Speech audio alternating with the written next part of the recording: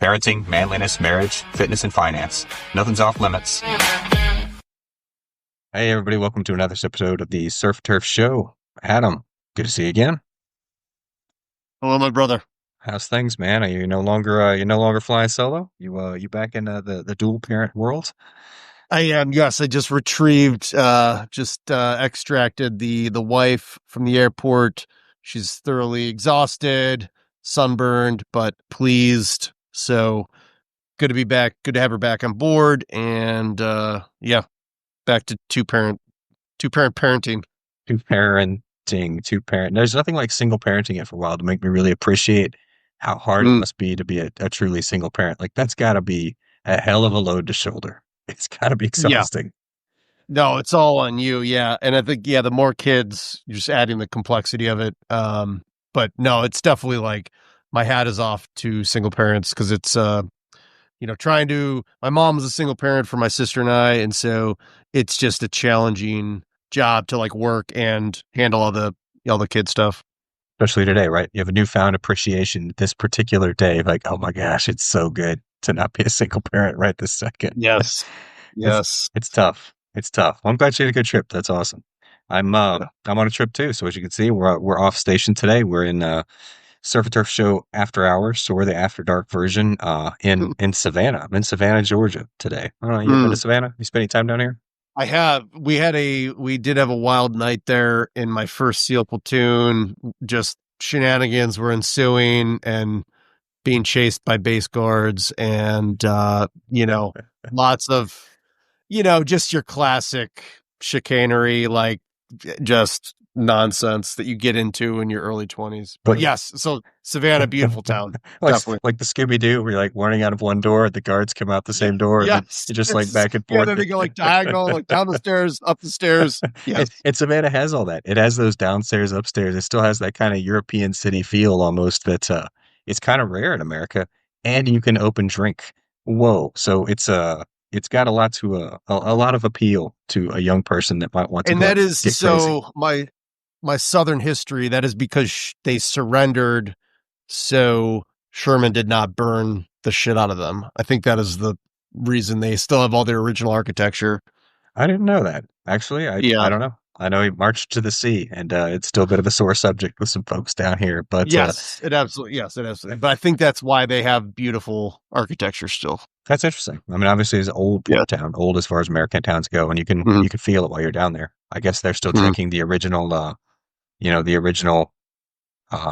mixed drinks that they made when they came over, in those wooden ships way back in like the 17th century. You could still open drink that even then. So now it's obviously that doesn't make any sense, but it does make you wonder like why this place and New Orleans, I guess, maybe kind of survived as these places where drinking openly is really allowed in America in mostly a country where it's not, right? It's just kind of strange. Right.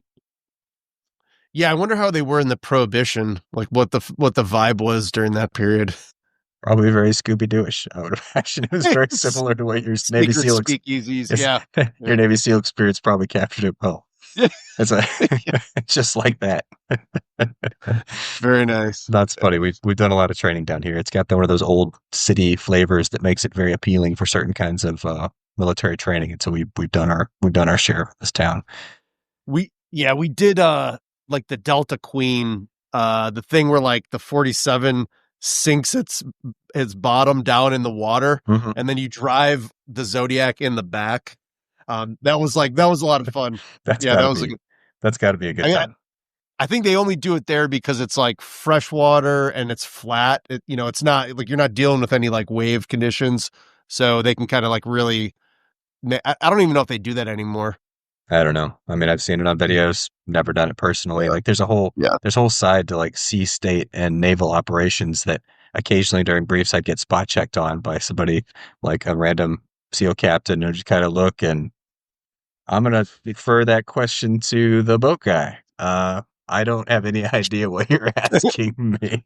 Yes. Oh, so many of those. But man, those God, what are those things called? The SOCRs? Is that what those boats are called? The really cool ones, the super go fast ones? The SOCRs are like for riverine stuff. Yes. They're like a very shallow draft. Yeah. We did a lot with those guys down here. Man, those things are great. I don't know how you don't Mhm. hit things at night. I'm still not sure how that works out, but Right. we rarely hit things. But they were awfully fun to drive around. They were super cool. Yes. Um, Absolutely. but yeah, Savannah, awesome, man. Went out to tonight. Tonight got some Thai food and a glass of Don Julio, and I think it set Mm. me back a solid $60. I'm like, oh, What? dude, Thai food and one drink, $60. Like I sometimes, every once in a while, you just have those moments of Oh, maybe I'm like stuck in the 90s or something where you could go to Taco Bell for 89 cents, but I just hit those moments like, wait, what did you say the bill was? Did I get the wrong one? What the hell happened?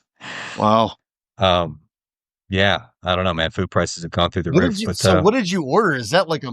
I mean, did you get like an appetizer? What was going on? no, I got red curry, chicken, and one drink. You know, a glass of Don Julio on the rocks. Like Wow. I think, I mean, I don't know how to drink, but I mean that's about it. Like it was, yeah, kind of blew me away a little bit. I would think that'd be like 40 max. Wow.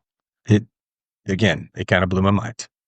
Um, but I mean, that's what inflation is, right? That's the idea that that's what all old people like us eventually fall into is this trap of Mm, like, things should be mm. much cheaper. I remember, getting a soda pop for Peppered a Farm nickel. remembers. Dude, it's crazy, but I don't know when Wow. that happened, but somewhere I blinked and then we moved out of the country for a while. We came back and all of a sudden everything was infinitely more expensive and, Mm. hurt your feelings a little bit. But I don't know. That kind of bridges us into what we're talking about tonight, right? We're talking about, I guess, our fourth part on Yes. parenting risk. Over the last couple of weeks, we wanted to talk about risk mitigation and how to kind of assess risk and mitigate it in your own life. We wanted to bring that to life by talking to something that we thought we could apply broadly, right? Okay, we did a lot of military stuff, a lot of people didn't. So what's a field in which people can apply it more normally in their lives? And parenting is something obviously we spend a lot of time on. And so it seemed like a pretty reasonable one. So we broke parenting into 5 chunks. We basically the 5 things we would like our kids, the 5 facets of being a functional adult is kind of how we roughly defined it. Physical, mental, spiritual, financial, and social. And we thought, okay, well, if our kid is good at those 5 things, when he grows up, then we think probably he'd be a relatively successful human. We've covered physical, mental, and spiritual. Tonight, thought we'd go ahead and talk financial, leave social for next week. And so, let's talk of inflation brings us right into that. Like, how do you make a financially sound human in 2025? I mean, what do you think, man? Is this challenging? Is this just easy? Is this a no brainer? It's definitely not easy. It is challenging. There's a lot of things that pull attention, and that translates to pulling actual financial resources. So yeah, it's definitely not, I would say it's not an easy thing. So yeah, good topic to discuss. You get that subscription model now, right? Like it's really taken off in the Oh, not so recent past. This idea like, well, mm, actually, I don't own anything. I just kind of rent it all for, right. until I remember to cancel it. And we'll do it on like 12 or 13-month intervals so that I'll forget about it until the next day. It's a bizarre Oh yeah. model. This guy is brilliant in its way. Well, it's not bizarre for companies. No, no. I mean, you're right. Bizarre is not the right word at all. It's a very, very Yeah. evil and It's pragmatic model. not good. Yeah. For the consumer, it's not really in our best interest, but I think that's probably true. But I guess this one for me is a little different. With some of them, like physical health, I feel there's a lot of ways that are roughly equivalent to be physically functional. Like there's a lot of body types, there's a lot of ways you can work out. Even a lot of different styles of nutrition that are different for different body types, different for different, people's genetic backgrounds, and just make people feel differently. And so I'm a little spiritual kind of the same way where I feel like it's a lot broader on the number of ways you can be successful with finance. I'm relatively draconian in how I teach my kids to be what I consider financially successful. And I don't, I think you could vary a little in your level of interest and you could vary a little in your application of it. But for the most part, I think it's a pretty straight laced one. So I'll lay out my basis here. And then you tell me if you agree or you think, I'm off and maybe I'm just overlooking some stuff. But to me, I try to shoot somewhere between Kiyosaki, the rich dad, poor dad guy, this idea that you should pay yourself first, you should avoid debt for the most part, but you should be comfortable taking on good debt that can then fund itself and eventually build toward not working for your money, but having your money work for you. I think that's a fair characterization of his overall philosophy. And I kind of take him, but I bracket him with Dave Ramsey on the other side, who's, well-known podcaster, finance guy, but he is a lot more draconian on debt, right? I would say on the whole, they're not terribly different, except he's even more on the you must never take debt for any reason. And then eventually, build your wealth, really try and get yourself out of that hole. I think he focuses more on people who are already in a hole, try to get them out of that hole, set yourself up, and then eventually, make yourself wealthy and become generous is kind of, I think, roughly what he shoots for there. Now, I think if you take those two people and you extrapolate some basic principles and you say, all right, look, my kids, I want them to always live within their means. I want them to make their money work for them. I want them to pay themselves first. And I want them to master, this is the key, this is the anchor of the whole thing. I want them to master delayed gratification. And I think if you can do those four things, that you'll be financially fine and you'll grow up fine. And whether you're interested in making money or not interested in making money, whether you like a fairly lavish lifestyle or poor lifestyle, or just very simple lifestyle, I guess, I think you'd be all right. So what do you think? Is that a reasonable basis? Do you tackle it differently than that? Yeah, no, those seem like very reasonable principles. I definitely, I think more about like the via negativa, right? Like the negative path. When we're talking financial risk, I definitely think about what to avoid, the pitfalls getting into. And I think your principles cover a lot of those things well. Like I remember, I went to try to buy a car when I was like, 18-year-old on a ship. And, Great choice. and I'm like, and I went to a used car lot, and dude was like selling me, he's like selling me, blah, blah, blah, like, I get your payments this a month. And like, I looked at the interest rate he had, and it was like 28%. And, It's a trap, right? You just got to add if my LIBOR right dad, there in your head. like, yeah, like if my dad had not like prepared me for that, I would have just like, I might have fallen for that. Right. Thankfully I just like, I'm like, yeah. And I just like walked out of the dealership. Right. So like I think about avoiding the downside stuff, and then the sexy stuff in the future, like making debt work for you and like generate income. I think like that's kind of like down the line, but when we're talking about our kids, just getting them out the door, I think your four principles there are very sound. No, and that's a good point. I don't tend to focus too much on the via negativa on that one, which is weird because I think in some of the other areas I do more. But I mean, obviously, the predatory loan industry is brutal and it's designed to trap you, right? It's straight up, it's right there on its face, a horrible trap, and yet people walk into it all the time because they're just not aware of the danger that it presents. But to me, that one kind of feeds into delayed gratification. Like to me, that is one of the risks. So we can just talk them. Let's talk them, and then we'll talk the principles and the risks underneath them. But so what we mean by delayed gratification is the idea that I want my kids to one always feel that they need to work for what they have, and I want them to always feel that they can't necessarily have the thing they want immediately, and they should never really have the expectation that they're going to get the things they want immediately. In a way, being unfulfilled materially is, to me, a very healthy state. Not unfulfilled to the point when you're hungry and you don't have, clothing to stay warm. But I'm talking unfulfilled in the sense that you're not completely sated. Like you just don't have the nicest things. Like you don't have the best car. You don't have the best computer. You don't have the nicest clothes. You actually see those things as goals that you can achieve, and you understand that you have to wait to get them. Like to me, that's delayed gratification. I mean, is that it probably didn't appeal to your 18-year-old self who was buying that car, but is that Yeah. is that a fair characterization? Yes. And I think some friends of mine have a storage business, and it's amazing to me how like, I mean, they started building it and they were immediately getting like, tenants, and they're, at full capacity, and they've been expanding, and it's just like this country, like we are built on this model of consuming, and like way beyond like what we actually need. And so I think if you start with that posture of, you want, you have this urge, you have this desire for this thing, but you don't have the money for it yet. Like, let's like hold, let's like wait a couple months, and see if you still have that same desire. And then actually like save up to, you just buy this thing straight up. And maybe by the time you get to that point, like maybe you don't want to buy it anymore. You want to buy something else.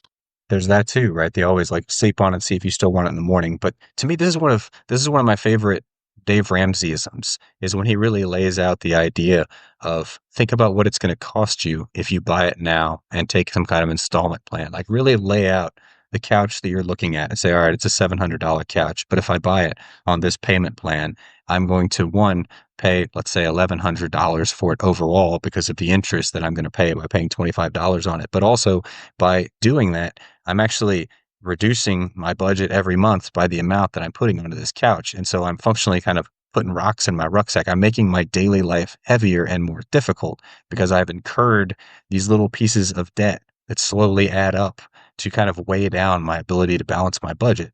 And over time, it actually leads you to this point where you're basically trapped. Like you can't actually get out of that. So you're stuck with the aging stuff that you bought before you could really afford it. And now you can't muster enough like wealth at a single point to even get your way out of it. And so he really focuses heavily on that. And that to me is pretty brilliant. I mean, it's simple, but it makes a lot of sense. And I think it really it speaks well So that, directly. yeah. So if we were putting that in a military context, we would say like you're degrading your combat power by taking on that additional stuff. And then your ability to, mass your finances on various things will be limited. Yeah. Sorry. I couldn't resist just going into like Right out of the war some military college. I jargon. mean, man, it's Yes. serious. Um, I get a little yeah. excited there just listening. Well, it's either Charlie Munger or Warren Buffett has like a quote that's like, compounding interest is the eighth wonder of the world. Those who use it, benefit from it, and those who don't learn that, kind of pay the price. So, Mhm. and we see this with like student debt, that people are like even unable to like they're just paying the interest, and it's like, they're just behind, and it's just a huge nightmare. So, I think your principle of like avoiding that, for like the majority of the cases is a sound one. And you have to balance it because you said the majority of the cases, and you mentioned student debt, both of which are excellent examples of times when, okay, now we start to talk about good debt versus bad debt. And I'm not going to say all student debt is good debt. I think a lot of degrees are a complete waste of time and money. Uh, let me walk that back. They're at least a waste of money. They may not be a waste of time if you find the material fulfilling, but they'll never translate it into something that financially makes them worth what you paid to get them.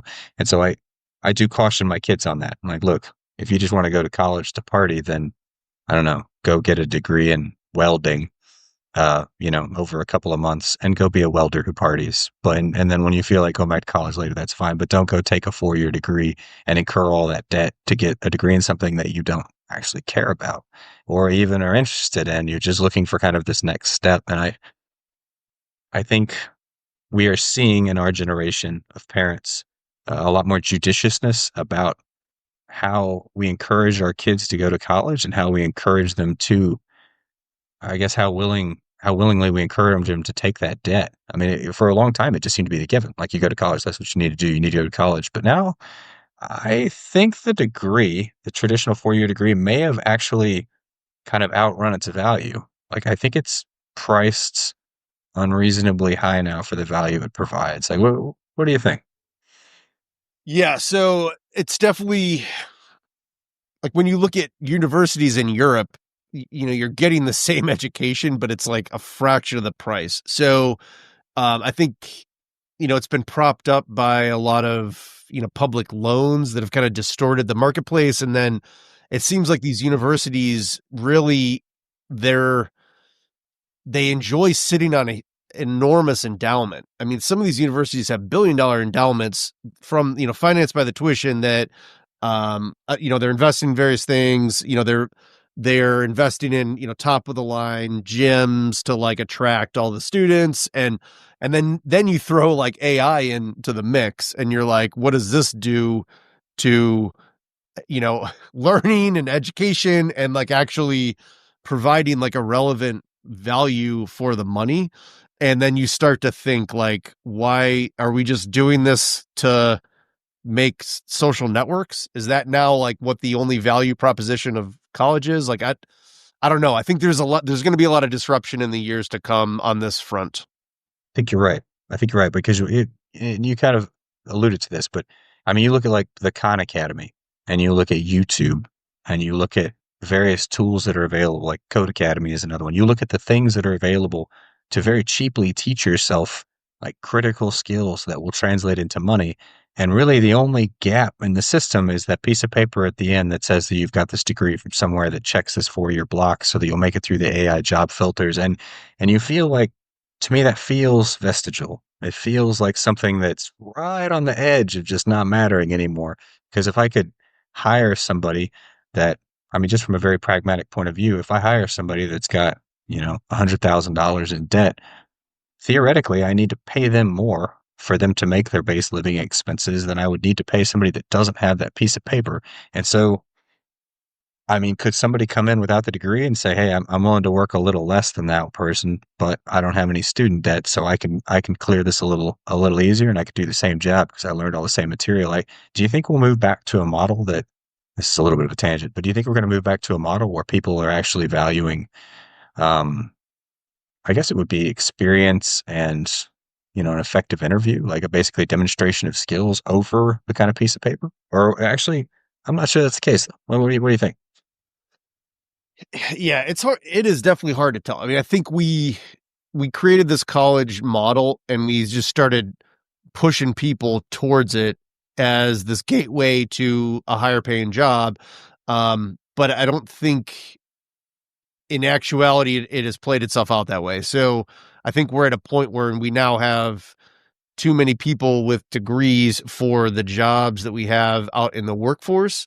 So, what does that mean? For me, to me, I look at it and I'm thinking, yeah, AI, AI is going to do this, do that. Robots, there's still going to be a lot of need for the trades. Like, yes, they have machines that are starting to like roof and like do things, but like plumbing, electricity, like I'm a little skeptical how fast we're going to get like those things automated. So, yeah, definitely like your welder example. I'm like, yeah, like, like you start a welding business, like you can, you know, build it, scale it to like, 6 figures and more. So, um, I don't know. Like, I'm very curious to see. I, I just think we're in like a epistemological collapse scenario right now with like transmitting knowledge. So that is even a greater tangent than you took us on. But like, I I'm very like if we go back to like the little like blue university books where you just like you go in and it's like you have no electronics on you. Like here's your essay question, here's your math questions. Like do it in this little notebook with pencils.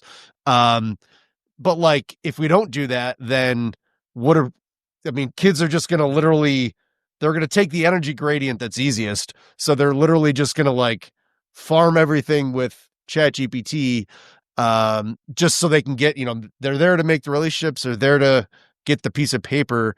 So it's increasingly going to be, worth less and less. So yes, to answer your question in a long-winded fashion, I don't know how that would look like with people. Yeah, I mean, I guess you would just accept people without a college degree. You would just remove that requirement from the position and then interview for the person and their ability, their decision making, and their experience. I mean, yeah, it seems simple enough, right? In theory, that's what would happen. And it is. I know what you mean. It's bizarre to imagine what college must look like now when you can produce the answers to anything, I think, without effort. I'm sure it's more complex than that. I'm sure we're overlooking things. But so I actually hire a lot of people, right? I do a ton of interviewing. I do a ton of hiring. I manage a pretty good number of dudes. And so I have to do a lot of this hiring. And so it's a funny place we're in because you mentioned the idea that, well, what if we just remove the degree requirement? But at the same time that degree is becoming, to me, as someone who hires people, less and less valuable because it doesn't appear to be that much of an indicator of what I'm getting. At the same time, the AI tools that I use to scrub the infinite number of applications that come in for any job posting, because you can apply from anywhere through a system using AI, so you can produce an application very quickly. And so when you scrub these infinite numbers, I use an AI tool to scrub out these AI created applications. And the funny thing is, you end up with, well, I guess a degree is as good a discriminator as anything, because it's really hard to sift through that data and produce something that's like, well, how do I even sort into the applications I should even physically look at, much less the applications that I should take and then push for interviews. And so it's hilarious, because even as the degree has become less valuable, I still kind of use it right now because it's a discriminator. And honestly, I just haven't found a good enough discriminator to say, okay, how do I scrub 100 applications, find the person I think, degree or no degree, that would actually be the best fit, and then bring that person in for an interview to make sure that they have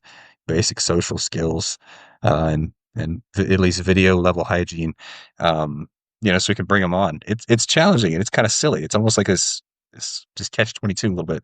Did you you saw Real Genius, right? I did. What a great, Yeah. I mean, I don't great even know movie. why I have to ask you that, but there's like the scene where like, the students, they're like in this like high level, math, physics class, and the students, they're just showing like the progressive like stress that they're under, and some of the students are so busy they have to bring tape recorders to the class and leave them there, and then they go like and do something else. And then eventually, like, there's like more and more cassette recorders recording the lecture and like less students. And then finally, like, the professor just has a recording playing to all the students recording, and like no one's in the classroom. It's So just a that's like protagonist. Yeah, it's just a the AI, protagonist in like, there. Yeah. yeah, the AI versus AI battle is It's going like a on. weird arms race. Like, it's this bizarre Yeah. arms race of like the hiring and the hired, and you're just kind of like, I guess this is my way to kind of deal with, what's on the other side. It's just strange. I'm sure the system will write itself. I'm sure somebody's already working on this, but it's funny because in the end, I rarely look. The blocks have to be checked in the sense that, the piece has to meet the basic requirements in terms of certification and stuff. But otherwise, really, I'm just looking for the person to talk to me on the interview Mhm. and say whether or not, I need to see who says, "Are you a functional human? Can you speak to me? Do I think that you will show up to work on time? Be pretty solid. Be a good guy, not not kind of disgrace me and those around me while you're doing your business." And honestly, that's my number one criteria. Like, that's it. Mhm. That's the number one criteria. And then the rest of it is, hey, can you do the job and can you perform? And um, Yeah. it's just interesting. It's just an interesting That goes pursuit. back to your like don't be a jerk parenting philosophy. Oh, be a jerk. Golden rule of parenting. If you That can, is, maybe it's golden rule of humaning, but I don't know. yeah. People disagree on that. But so we did go on a tangent there. That was a bit of a tangent, because we were talking about delayed gratification and the importance of delayed gratification. But one Mm. of we talk risks, and one of the huge risks I see with delayed gratification now is that in the basic, like, middle class upbringing of children, I actually have concerns, and I almost have to force this, that my kids will never understand what delayed gratification means, because they never really want Mhm. for all that much, right? And the Mhm. idea that you would have to kind of work and save to accumulate enough cash to get something, it's a little alien. And I don't like, I try to force it. I try to make my kids like, hey, if you want that, you got to earn it. But the baseline is high enough that some of my kids Mhm. just are like, I'm good. I don't need Yeah. anything else. Well, So and, great. and I think that's one of the main struggles, I think, of us as parents, because we grew up and we had like a hunger and an ambition to go out there and drive and improve our fighting position, and we get there now. It's like, great, now we can give our kids a better life than we had before, than we had, right? Like, that's like literally the American dream. And so now the problem is, are they going to be too comfortable? And they don't develop that drive. So like, how do we find that happy medium between too comfortable and like too much like privation or wanting for things?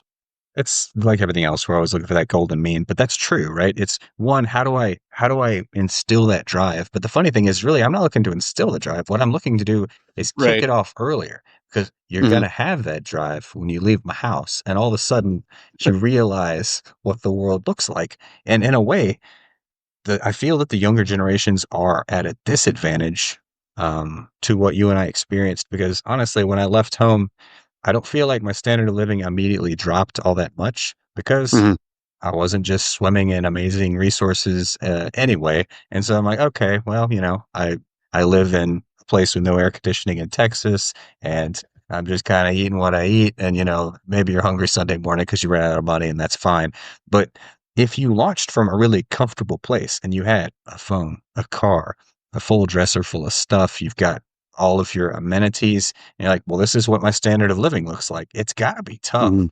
to hit the brick wall of reality and think, Mhm. well, now I got to pay for all this, but I can't immediately. So I got to start Right. breaking the ground. And it would be difficult to simultaneously have to generate, oh, I got to get hungry. I got to really come after this. And Well, also, my life yeah. sucks now compared to what it did.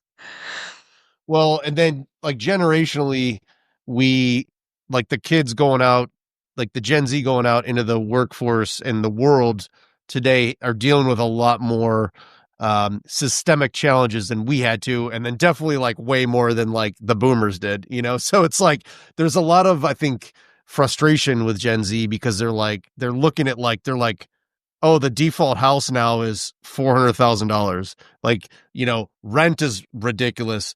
Oh, now, oh, like now, like cars are ridiculous. Like now a car is like $60,000. Like there's so many things that are now like, so they're looking at it and they're like, how do I even like get married and bring a child into this world? Like when I can't even like afford myself.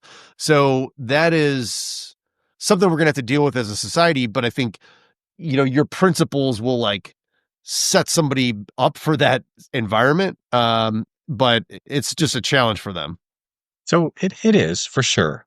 Although I think in part, I'm not going to I'm sure this is going to incur some wrath.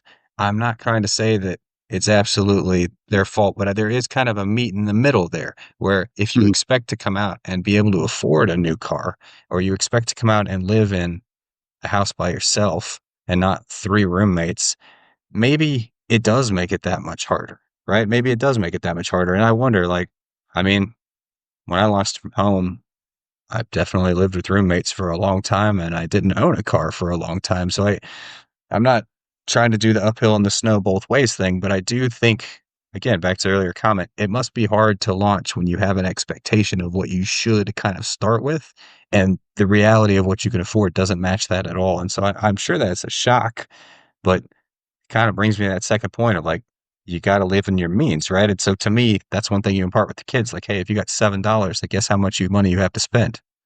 $7. And if you spend all of it, there's no more money. And so the idea that you can ever have things that you can't directly pay for. I mean, it gets back to the Dave Ramsey, it gets back to the, don't live in debt.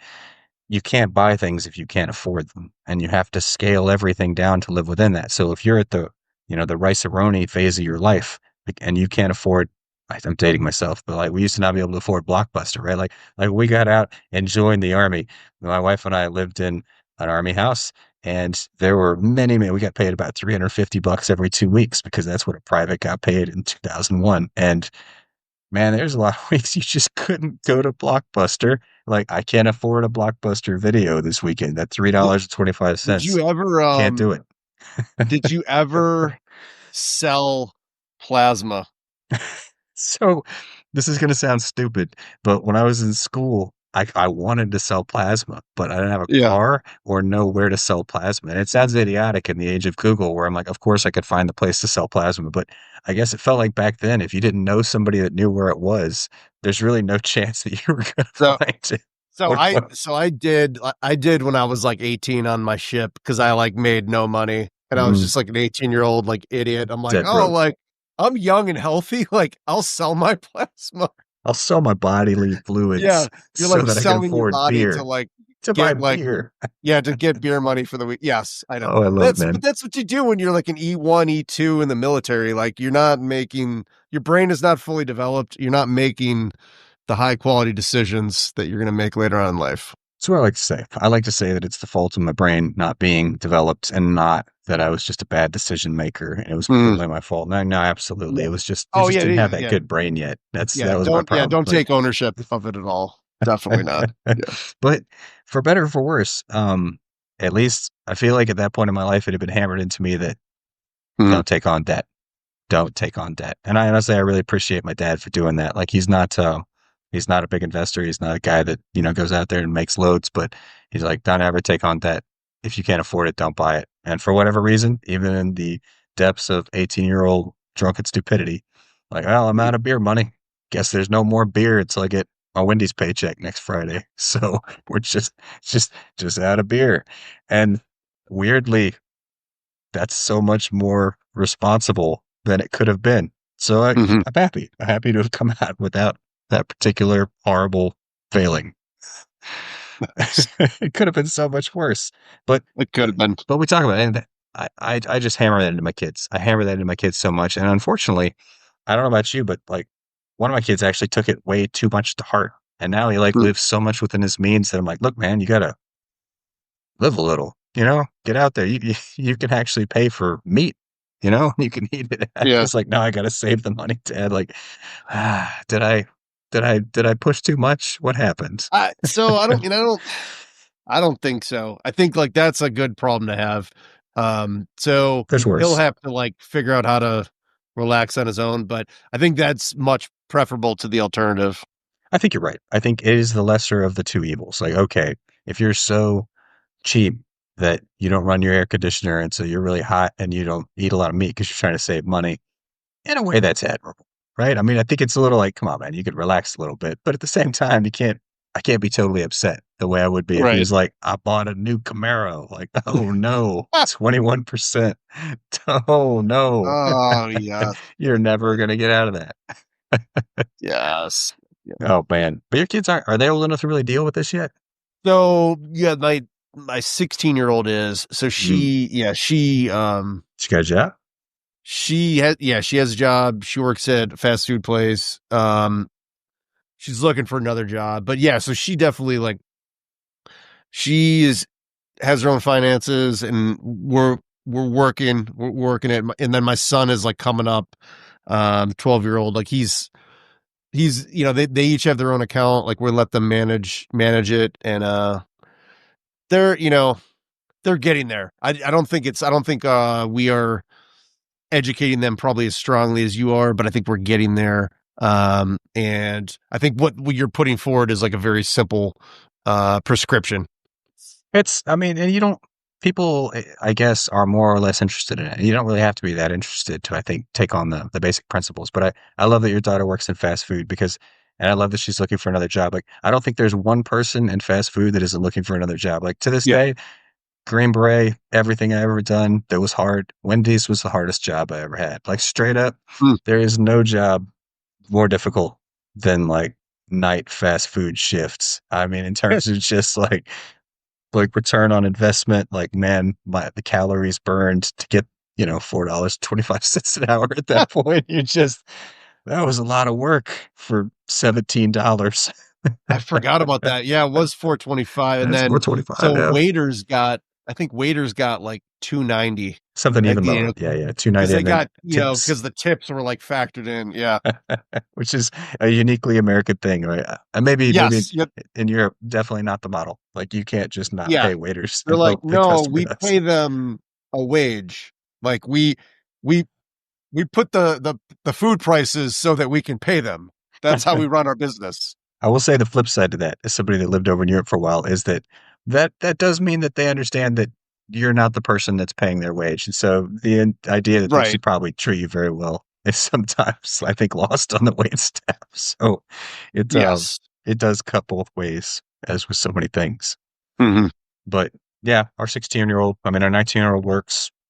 He's at school, moved out, does his work thing. He's doing well. He's actually gonna do some he's going to do some interesting work this summer. I think it's going to be pretty interesting. He's actually going to do some work for the company I work for, and I'm curious to see Nice. how that goes. But 2 generations working. oh man, Nice. it's good stuff. And then my daughter works in an ice cream place and Hmm. just loves it. Like sweet girl, has a great job. Like man, I wish I could have had a job that cool when I was 16. Yeah, that does seem like a nice job. Yeah. But you know what? She's a nice, polite, clean cut girl. And honestly, I probably looked like somebody who would rob the cash register. I'm sure I did not look True. like the person that you would True. want to hire in that job when I was 16. No. Yeah, you'd be scaring away. Yeah, you're scaring away the clients, Exactly. Like, who is this idiot? customers. Who is this greasy dirtbag that's standing here? And the answer is like, hey, you go work at you clean dishes at Wendy's. That's what the people. That's what you do when you look like that. Yes, yes, yeah. That's rough, man. Oh, that was some hard money. Hard money. Oh gosh. But then I think that's the basic. If you get that one or those two premises, the idea of like Mhm. delayed gratification, this idea that no kidding, you just can't have it all now, and that's okay. You know, you need to work for what you got. And then you get to the idea that you need to live within your means. Then really, to me, that's the foundation. And then the next key step, and I love Kiyosaki for saying this, is his idea of pay yourself first. So to me, it's pay yourself first and then eventually make your money work for you, right? And so one of the things I really try and hammer into the kids is like, look, what pay yourself first means is there's always going to be things that you're going to have to spend your money on. You're going to have to spend your money on bills. You're going to spend your money on a place to live, a car, food, family. You're going to have to spend money on that. And if you don't pay yourself first, what you end up with is $0 at the end of whatever your payment plan is. For most people, it's 2 weeks salary, right? So at the end of your 2 weeks, you'll end up with $0 and you won't ever have the ability to get out of that. And so you'll be stuck. You'll be stuck kind of on a flat trajectory. It's like, but if you pay yourself first, so, and the way we've always translated this is like, hey, at minimum, 10%, ideally more. It disappears when your paycheck comes in. You put it into something somewhere, right? First, you build up a little bit of basic savings so that you have some kind of resilience financially. And then you just start putting that money into something where it's going to grow. And, and the rate at which it grows can depend on your level of risk. I think it's hard to argue that an index fund is not just a pretty solidly safe and thoughtless way to invest at this point. Like just dump it into an index fund somewhere.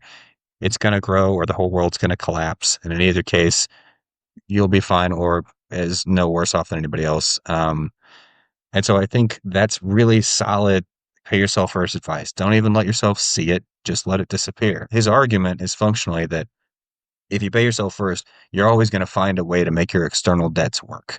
I mean, obviously, you can be in such a situation where you can't, but for the most part, you're going to hustle your way into making sure everybody gets paid. But it's very easy to make sure that you don't pay yourself or to not save enough for you to pay yourself. And so I think it's a brilliant philosophy. It's very simple, Mhm. but it's smart. I think it's solid.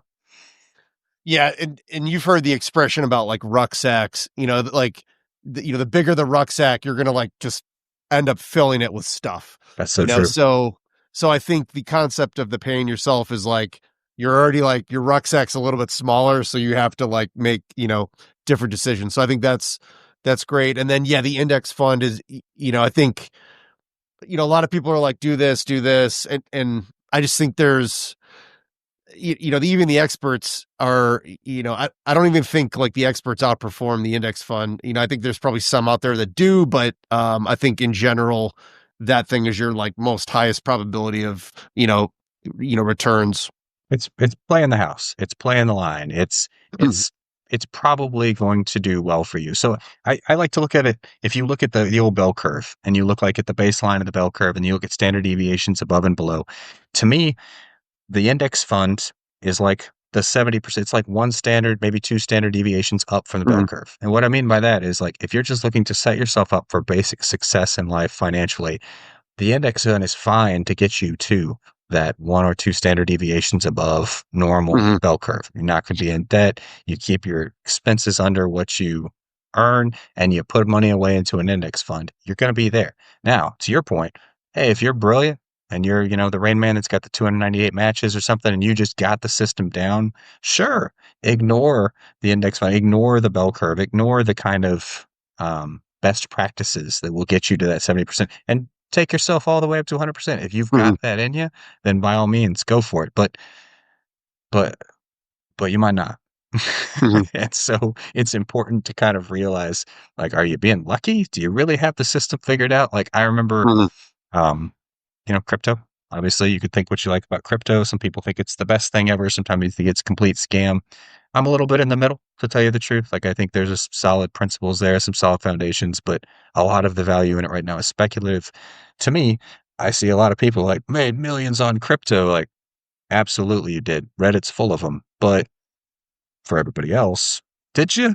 Or mhm. did you get completely screwed trying to hustle your way basically to outperform the index fund. Just kind of know where you sit in that Mhm. scale. And maybe that's true in all of life, but financially, I think unless you're pretty confident in your ability to beat it, it's a really safe play. Works for most people most of the time. Yeah, but Dan, it's too boring, and I want to sink everything into Bitcoin. It's the bias Um, toward action. It's the just bias yeah, toward yeah, action. I need to do things. That's my, yes, my crypto experience. I did mess around with it for a while. I found it to be too emotional an investment to be mm, satisfying to me. Like I find that it's a really a nail biting experience to hold it because it's mm, so volatile, right? I mean, it just mhm, flies up and down. And in spite of my best efforts to not look at it, just let it do its thing, hold hold HODL. I still don't quite know what that means. Like basically hold for life, right? It's quite challenging because mhm, you could gain everything or lose everything instantly. And honestly, in the end, I found it to be distracting. I found it to be an mhm, investment that became a little too consuming. It became a part of life that was just more than I wished to put, I guess, to invest in it. No pun mhm, intended. And so, um, pulled it out, broke even roughly. I think I lost like 4 or 5% overall, and they just rolled it right into more stable forms of investment. And there's always gonna be people like, what a sucker, man! Look at you, just playing that fiat world. And I thought more about it. I'm like, I think to an extent, the idea that crypto is a check or a protection against currency collapse, I don't buy it, man. I don't buy it. And the reason I don't buy it is I think if the world has collapsed to that degree that anything that's electronically based is fundamentally going to be worthless as well. And mhm, I know people totally disagree with me on that. And I accept that. Hey, man, I could be dead wrong. But to me, I feel that crypto is a kind of silly hedge because the contingencies in which crypto would be worth a fortune and all other money would be worthless. mhm. But yet society hasn't collapsed to the point when you just buy guns and food are pretty narrow to me. And we're just talking risk mitigation, right? So that's my Yeah, assessment. yeah. I think I don't know enough about it to really render a nuanced opinion. I think there's definitely something there. I think with blockchain, I think there's definitely like some interesting possibility space for the future for transparency.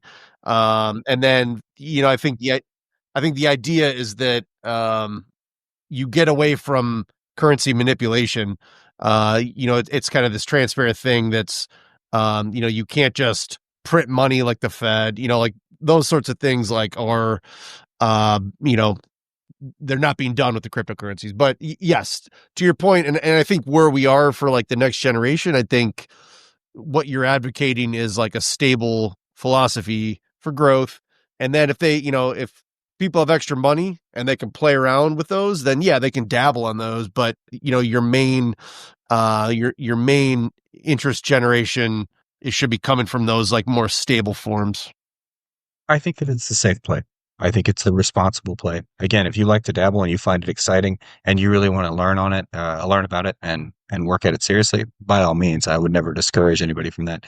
By the way, that's one of my favorite talking points is like, well, crypto can't be manipulated. Crypto's, based on blockchain, it can't be manipulated. Mhm. Crypto is so enormously speculative. It can swing and Right. the total market cap on it is so small that actually it's quite easily manipulated because Mhm. somebody with enough money could just buy it and drive up the value. And so Right. until speculation, I guess, becomes less of a part of the crypto industry, I'm out. Like, is all I'm saying. I absolutely agree with you. I think there's lots of value, and I think it has plenty of value in terms of securing transactions and providing transparency and permanence. Super awesome for that. But for now, Mhm. I think it's just digital Vegas, man. But again, tons of people that know more than me would totally disagree. Probably making billions off crypto. I'm just some sucker that isn't. I'm comfortable with that. Yeah, I mean, we're rubes at this point, I'm okay with so that. Again, we have to totally own okay with our that. we have to own our rubeness. Totally okay with that. I'm Yeah. totally fine with being that person. Um, the last piece that Kiyosaki really talks about it, and we're kind of talking about it right now. We're building into it because speculation in crypto is one of the ways to do this. But yeah, it really focuses on making your money work for you, right? One of the things I want my kids to really understand as a parent is the idea that look, being a wage slave, being someone who just goes to work every day for their entire lives means that you're never really going to get out of that cycle, right? In his book, in Rich Dad, Poor Dad, his poor dad, is the one who's actually rich in the end, and the rich dad, the one who appears rich, who has all the signs of material wealth, initially turns out to be the poor one because he never really manages to get out of that rut. He never gets back his most important resource, which is his time. And so he is forced to continue to work an increasing amount, right? He's like, hey, he starts out with 40 hours a week, and then he gets more increased responsibility. He's more like a 50, 60-hour a week guy. And so as his kids are growing up, he's missing these things that he would really like in his life, these things he would like to do, because he's kind of just tethered to this job and he can never break free of it. And so the idea that, and he focuses a lot on this, the idea that you can make your money work for you, that you can pay yourself first, right? Set the money aside, let it grow, and eventually let the money start to multiply. He advocates purchase of real estate. He advocates purchase of businesses.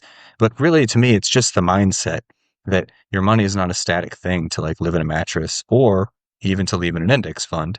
It's eventually a thing that when you have enough of a brick of it, you should put to work. You should have that money go out and make you more money so that you don't have to be the person with your own two hands. You're not kind of the limit of your produced value is not what you could do with your mitts and your brain. So I love that philosophy. I don't know. I mean, is that anything you work with? Yeah, no, it absolutely is. I've been talking to the wife about that just to figure out like, what, what we should do on that front. Cause I'm looking at, there is real estate, but I'm also looking at like, just a boring business, something like that's super, robust Storage. to, yeah, like, I mean, storage is a great example, like something, laundry, like there's a lot of examples of like things that like people need, whether there's like a recession or not. And just that same, so you're not tied to like a wage, like that's really, so the money is it's making money for you while you're asleep. And I think that's like, what you're getting at is you're decoupling time from income, and that is so that guy, the rich dad is like time poor, he doesn't have time to like be with his kids. And so I think that's the idea is like decoupling your time from your income generation. 100%. 100%. And honestly, the military, if young people are listening, the military is actually a decent way to do that because it's Mhm. one of the few jobs available that still has a really early retirement track. And the military retirement's been sapped a little bit in the latest years, but it's still pretty solid. Um, but it's the idea that, hey, you and I functionally retired from a career at, what, 45, 40, I guess for me, like 43, you probably about the Mhm. same, 40, somewhere around there. And you have now decoupled your time from a portion of your earnings. You now have a pension Mhm. that's going to come in. You're going to receive that money for the rest of your life or until the federal government collapses or defaults. But Yes. be a sad day. Be a sad day. Yeah. But ideally, well. And so you have achieved kind of somewhat Kiyosaki said. You're like, okay, well, I've worked to earn a thing that now pays itself without me having to do any more things for it. And now I can take my time and reinvest it to either do something I like more. You and I both write, Mhm. we podcast, we speak into the internet and help fill it up. Um, or you could spend time with your family. You could spend time with kids, or you can take that time and go out and produce more money if that's what you wanted to do. But at any rate, it gives you the options that you would not Mhm. have if you simply continued to be work a day, work a day, work a day, particularly if you're also not putting any money aside to kind of generate any revenue. So love his philosophy. I mean, brilliant book.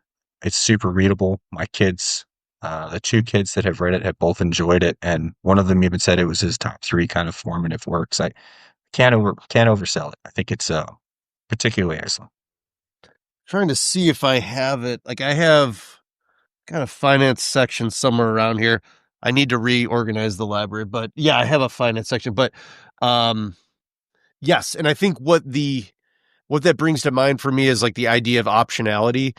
And Nassim Taleb talks about that a lot. And he was like an investment guy, wrote Anti-Fragile, Black Swan, but optionality. So like what this posture towards finances gives you is, you've got a savings, you've got investments. So like you're able to adapt to changing environments better than if you're living paycheck to paycheck. So and then you can take that optionality concept and like scale it to like learning different skills in life. But just specifically about the finances, like you're just making yourself more resilient to disruptions, to, somebody gets sick, you get fired, whatever it is, like you've got a buffer there to help you until your next thing. Yeah, that's right. It increases your options and it allows you. I think one of the things that speaks the most to me is it allows you to get yourself out of a bad situation. So I think people Mhm. often professionally find themselves, walking down a path or stuck in sort of this cul-de-sac that they just can't get out of. You're like, well, I don't love what I do. I don't love my job, but I can't quit because I'm obligated. I'm obligated to the point when I need the money that's coming in from this job in order Mhm. to meet my requirements. And so if you paint yourself into that corner, you could find yourself basically at the mercy of whoever you're working for. If you don't work for yourself, or if you run a business, at the mercy of your kind of own forced productivity, because you just don't have the option to stop. And I think that trap is very real. I think Mhm. a lot of society now is set up. I mean, even the subscription model is part of this. It's set up to drain your monthly resources through debt and the incurrence of debt and the encouragement of debt to the point when you really can't get out of kind of the system. You can't step back and use your time for anything you want. You're kind of obligated all day. And the system is Yeah. really good at producing that effect. And I just want my kids to at least recognize it. You can't necessarily sidestep all of it, but to at least recognize it so you can figure out how to do Mhm. something different. Yeah, absolutely. So this one felt a little different to me just because I don't think, at least I'm not usually as prescriptive Mhm. when we talk these things through in parenting as I think I was with this one. I think for the most part, I do feel that financially there's kind of a best way. I mean, there's a lot of variations on the path. You could go left, you could go right, you could be, you know, more into aggressive growth, you could be less into aggressive growth. But I think the base principles, they're kind of hard to argue with to me, Mhm. unless you're just truly like subsistence level. I wish to go be a farmer, and that's a different kind of take on the whole thing. I don't want to take away Mhm. the back to the earth movement, but I don't have enough familiarity to speak it. If it was your way, then good on you. I'm sure it's a fine way to build resilience and enjoy your life. But to me, this is really the kind of right play. And so I don't really give my kids a lot of wiggle room on it. It's like you could do it right or you could do it wrong. And with most things, I don't like that. But this, I kind of feel like I am. Mhm. No, it makes sense. I mean, there's definitely like you could live your life in a different way, but you're not going to get the the same um the same safety margin for life events, and you're going to be running up debt, and you're going to be paying interest, and you're going to be just you're going to be diluting yourself, dilute like water being diluted, not diluted, but yeah, I think what you're the posture that you're teaching them is setting them up for a life of, you know, prudence and thrift. And then they can like decide, okay, I'm going to splurge here and there. But the sound, the foundation is sound. Yeah, that's right. Because you can pivot from there. If you want to be an extravagant person who lives within your means, great. I actually, I counsel a lot of people who are getting out of the military. And to me, it's all about these like basic choices of like, well, how much are you willing to work? And how much money do you think you need to earn? And how do you want to spend your days? And then where do you want to live? And if you could answer those four questions, and honestly, this goes for a person who's leaving college and transitioning too. It's not just military transitioning people, but if you kind of know where you want to be and you know how much you want to work and how much you want to make, just don't ever imagine that that's not all a zero sum equation, because I think sometimes people have the illusion that you can have it all. I, I don't believe that you can, in any practical way. Let's say have a job that you work 30 hours a week and have no responsibility and have just this ludicrous income. I'm not going to say it never happens because you bump into people that do, but for the most part, you should be prepared to make the trade that, well, if you want to make buku bucks, you're going to work your ass off because people don't reward like like substandard effort. People are you, whether it's you yourself running a business, whether it's you in a kind of high paying, high powered job, you're not going to draw in that kind of income if you're not willing to invest the time to achieve it. And that's a trade, because it means that you're not going to make the kids' football practices. You're going to be on call. You're going to be working on Saturdays. And so don't just don't trap yourself or trick yourself into thinking that, well, I should have all this flexibility and freedom, but they should also be paying me rock star wages. Like, it's just not the way it is. You got to kind of Yeah. pick. So, and I did the honor foundation when I retired, which is like a special operations kind of transition program. And there was like 5 criteria, and I think I'm probably not going to be able to remember all 5, but it was basically like when you're deciding the job you want in the second phase of your life, it's like, you know, you love where you work, or you love what you do, you love your coworkers, you know, you don't have to travel. Um, damn it. There's a couple more that I'm like drawing a blank on, but basically the point is, You love where exactly you what you, live, probably. Yeah. yeah, like what you're getting at is there are trade-offs, right? So if you Mhm. want the 6-figure salary, that's going to come with like working on the weekend, off duty, working late at night. There's going to be a cost associated with that. So as long as you're willing to pay it, then go on. But like, yeah, you can't, like, you can do anything or you can do most anything, but you can't do everything. So you have to Mhm. kind of like, there's going to be trade-offs. That's exactly right. Just don't delude yourself into thinking that you can have it all. Certainly not immediately, right? I mean, Kiyosaki's argument is that, well, you can have it all, actually. You just have to get there. You have to set yourself up to eventually achieve that. I don't think he's wrong. I'm not there yet, but I imagine that that's probably achievable, but you sure as hell can't have it right off the beginning. And I think Mhm. there, it can be difficult to avoid the kind of sense of entitlement, like, well, this is what I should have. Like, that's just not the way it works. And you should be kind of Mhm. emotionally prepared to accept that you're going to have to either pay your dues to kind of climb up the ladder, or you're just going to have kind of a reduced return on the investment of your time because you want the flexibility to be, let's say a virtual worker, or to have no extra responsibilities that kind of comes with that. So just be prepared to make those trades. Mhm. And man, this is what I hammer my kids on. Like, just know that if you want that, then you got to give up this for the most part. And man, that's probably Mhm. just good life advice anyway, right? Yeah, Um, absolutely. I guess it, man. I guess all we got today. Like, it was interesting. It was different to me. Yeah. Finance is super different, but I think I had a good time talking about it. Next week we're going to dig into the last of these facets. It's been so many weeks we've been talking about these. We're going to cover social, right? Social. Yes. And then we'll do Sebastian Younger. We'll talk about Tribe, Yeah, right? 100%. I would love to do some books. Yeah. I know you've been itching to do some books. I read Tribe. Yes. I would love to talk to you. And then we got to I do got to some do some. movies. When I was a platoon commander, I made my platoon, I made everybody do a book report, and I said, like, my criteria was like, I don't care what you do, like, you fiction, nonfiction, whatever it is, like, I want you to write me a 1-page summary and then give a presentation to the platoon for, like a 5 or 10 minute presentation. And dude, like, and it was I burned a lot of capital. I burned a lot of capital to make this policy happen. But like at the end of the day, it was funny because like dudes are like, this is stupid. I hate this. This is awful. This is the worst.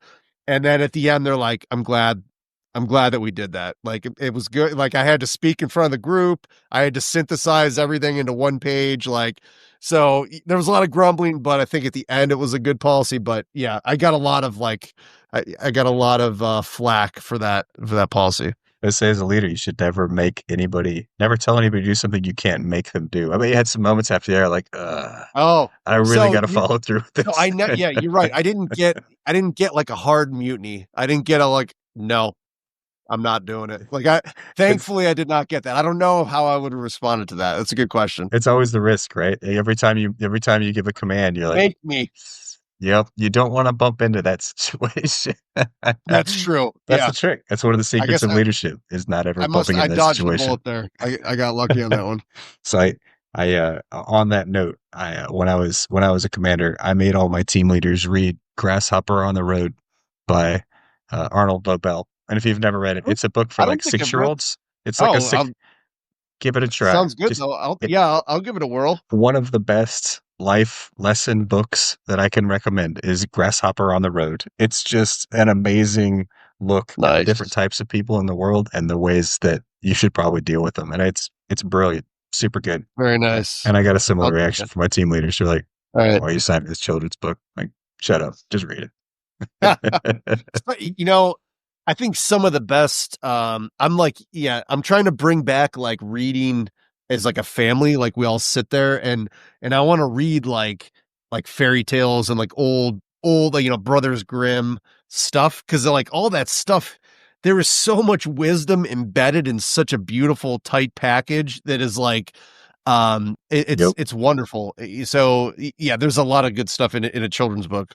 Tons. We still do that. We still sit down and read. And weirdly, the older kids will read the 7 and 3-year-old. The older kids will hop in and just listen because they just like it. They Yes. just like listening. A lot of those children's Yes, books are just that good. Just they that are. good. The Chronicles of Absolutely. Narnia, the Phantom Toll. There's so many good ones. Mm, I could list 100 kids books that are worth reading. yeah. But Yeah. we've run long and we'll talk Okay. about this another time. All right, So my friend. Safe travels tomorrow. thank you very much and have a good weekend. And All right, you too, brother. bye. That's it.